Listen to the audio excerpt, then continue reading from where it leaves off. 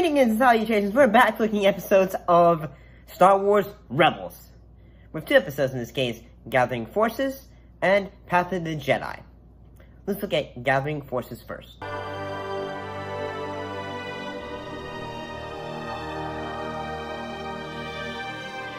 So, after the crew end up saving Zebo, Ezra is still a bit nervous, saying, why should I trust this guy? He knows what happened to my parents, and all that.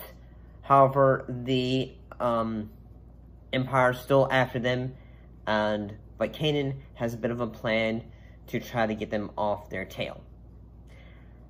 And I pretty much, watched most of this series, but looking back, this was still a pretty good episode in that it slowly helps you understand, where, Ezra is coming from, why he's still a bit unsure of trusting others, why he still, has fears when it comes to being a Jedi, and all that. And I gotta say, the first bit of, okay, Ezra could be a powerful Jedi, in that he is able to, whenever they go on the planet full of the Phrynox, I forgot the names for a second, but when, he's able to use the Force of them, and then he sees, Kanan hurts, suddenly he's able to use, use the power of the dark side to get, a mother Phrynox in a way to be able to, go after the Inquisitor. Don't be afraid! I'm not afraid of them! Then what? I don't know! Yes, you do! Ezra! What are you afraid of? I'm afraid of knowing! I'm afraid of the truth! Sorry!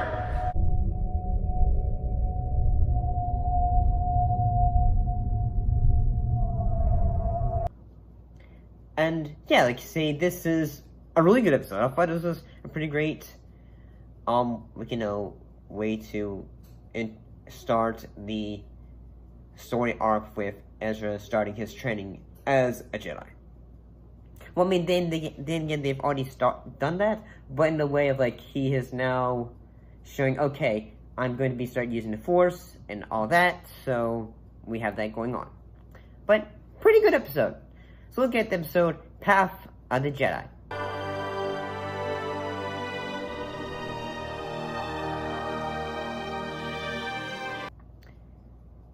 So yeah, this episode was directed by Dave Filoni, and in this episode, after Kanan is still a bit nervous about Ezra's showing of his power of using the Force, and at the same time, ability to, in a way, take into the use of the dark side, Kanan has him go to a Jedi temple to be able to, face his fears in a way. And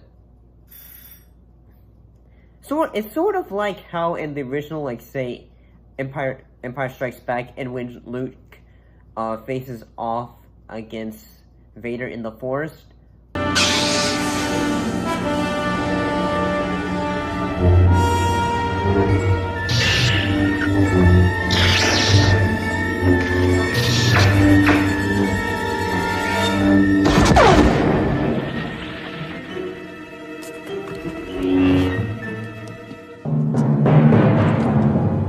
But we reveal it's, him. In a way, this would be considered an updated version of it. I feel in that instead of Vader, we know Vader is a humongous threat in Rebels and in this time frame in the series, but at the same, so are the Inquisitors. They are all they are, work for Vader. They are at the same time willing to get the work that he is not always having the chance to go do. That hey, well, I got more important things, so you go take care of that Jedi, kind of deal.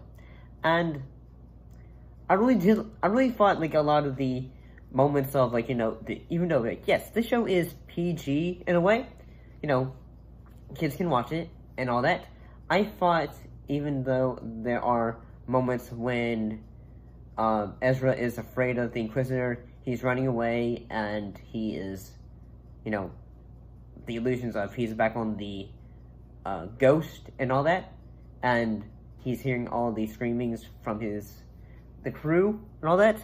That is a great use of suspense in a way, in showing, like, say, hey, the Inquisitor, he is not a enemy that should be trifled with.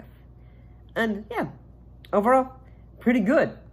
It's actually, both of these episodes were pretty good, in a way of, like, still, like, calling back to, like, the use of the character of Yoda, because I think around this time frame, Yoda is probably on Dagobah, so, you know, he's probably using the Force to reach out to other Jedi to try to, like, say, hey, young Jedi is in training, because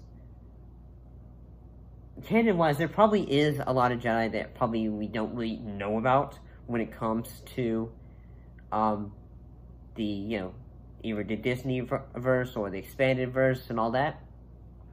But both these episodes were pretty good. See you next time.